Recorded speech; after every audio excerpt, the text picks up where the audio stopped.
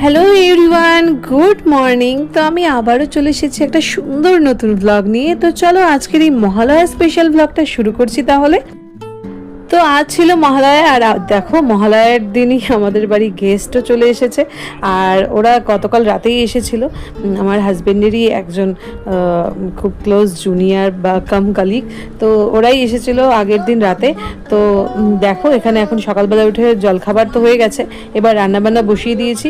কারণ ঝটপট রান্নাবান্না করে আবার কোথাও একটা যাওয়ারও প্ল্যান আছে। এখানে তো আর কাছে পিঠে তেমন কিছু ঘোরার জায়গা নেই, ওই যা গঙ্গার ঘাট আছে তো সেখানেই যাওয়ার ইচ্ছে আছে।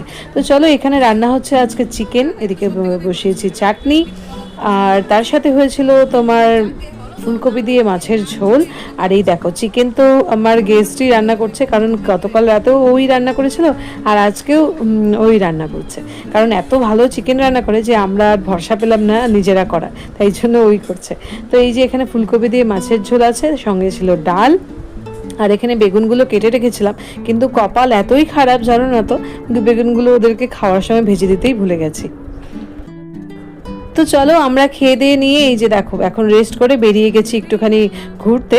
তো আজকে আবার ওরা ফিরেও যাবে, তো একটুখানি মন খারাপও লাগছে, বাট এই যে সবাই মিলে যে আনন্দটা হচ্ছে সেটা সত্যি অনেক দিন পর পেলাম। তো তো বিশেষ করে আমার মেয়ে তো ভীষণই খুশি হয়েছে। তো এখন আমরা যাচ্ছি হচ্ছে গঙ্গার ঘাটে, আর এই দেখো পৌঁছেও গেছি। তো এখানে মেয়ে আমার একেবারে ওর আন্টির হাত ধরেই এগোচ্ছে, কারণ মাকে ওর বিশেষ প্রয়োজন নেই। তো সেই জন্য এই দেখো আন্টির সাথেই যাচ্ছে। তো এবার চলো গঙ্গার ঘাটটা তোমাদের ঘুরিয়ে নিয়ে আসি। দেখ কি জল!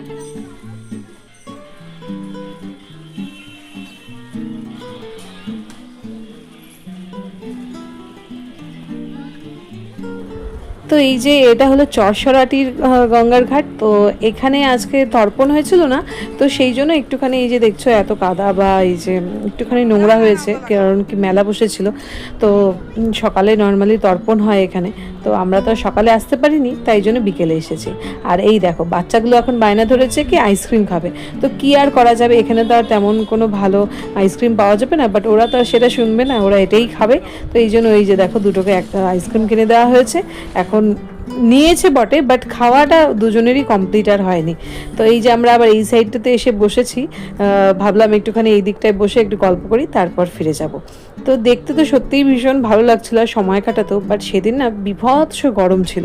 তো ওয়েদার দেখে হয়তো বুঝতে পারবে না যে মেঘলা মেঘলা, তো যে এত গরম, বাট বিভৎস গরম ছিল। তো আমরা কিছুক্ষণ থেকে ওখান থেকে বেরিয়ে গেছিলাম, আর এই দুটোতে বসে এখন এই যে আইসক্রিম খাচ্ছে। আর এদিকটায় আমরা এখন বাদাম কিনে নিয়ে এসেছিলাম, তো ওটাই আমরা এখন সবাই মিলে খাবো।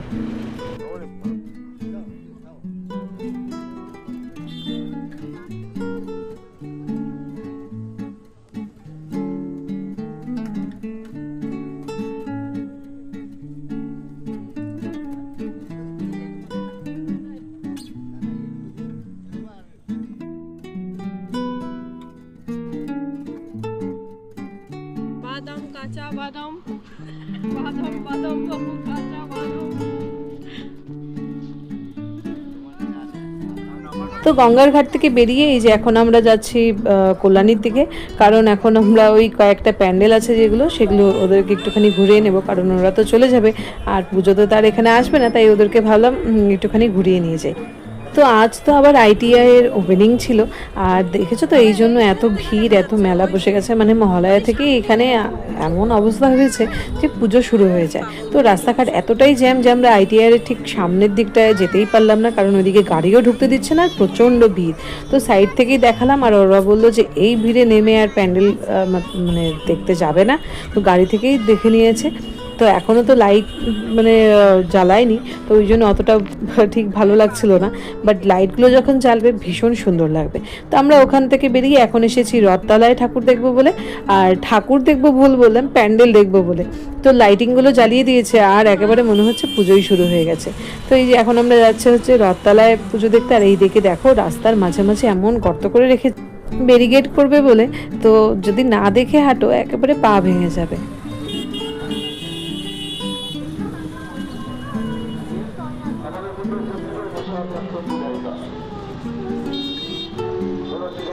তো এই হলো রথতলার পুজো প্যান্ডেল। তো নেক্সটে আমরা যখন আসবো ঘুরতে তখন হয়তো এগুলো সব খুলে যাবে আর ভেতরেও যাওয়া যাবে, তোমাদের তখন ভেতর থেকে সুন্দর ঘুরিয়ে নিয়ে আসবো।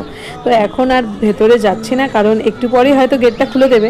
আজকে এখানেও ওপেনিং আছে, তো আমরা আর ভেতরে যাব না, কারণ যেহেতু বললাম ওরা আজকে আবার ফিরে যাবে, তো আবার ওদের স্টেশনেও ছাড়তে যেতে হবে। তাই জন্য এই যে আমরা এখন বাইরে থেকে ঘুরে যাচ্ছি। তো সত্যি এই দুটো দিন যে সবার সাথে কাটিয়ে এত আনন্দ হলো, মানে এই বছরের মহালয়াটা আমাদের ভীষণ ভালো কাটলো, কারণ আগে তো কখনো এরকম প্ল্যান হয়ও নি, আর আমাদের প্রতিবারই একাই কাটে, বাট এবার সত্যিই খুব ভালো কেটেছে।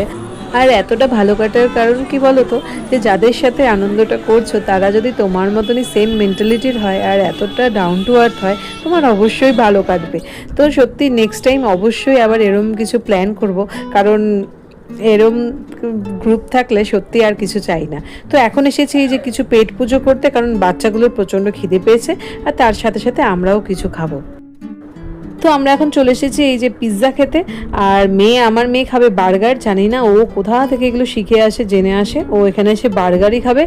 তো চলো এখন এগুলো খেয়ে তারপর আবার ওদের ছাড়তে যাব। পড়ে যাবে। তো এই যে ফাইনালি আমাদের পিৎজা চলে এসেছে, বাট আমার মেয়ে তখন এত জেদ শুরু করেছিল যে ও কাউকে খেতেও দেবে না, নিজেও খেতে পারছে না গরমের জন্য, আর চিৎকার শুরু করছে। আর যেহেতু দুপুরে ঘুমোয়নি সেদিনও, তাই একটুখানি বেশি ওর মুড বিগড়েছিল।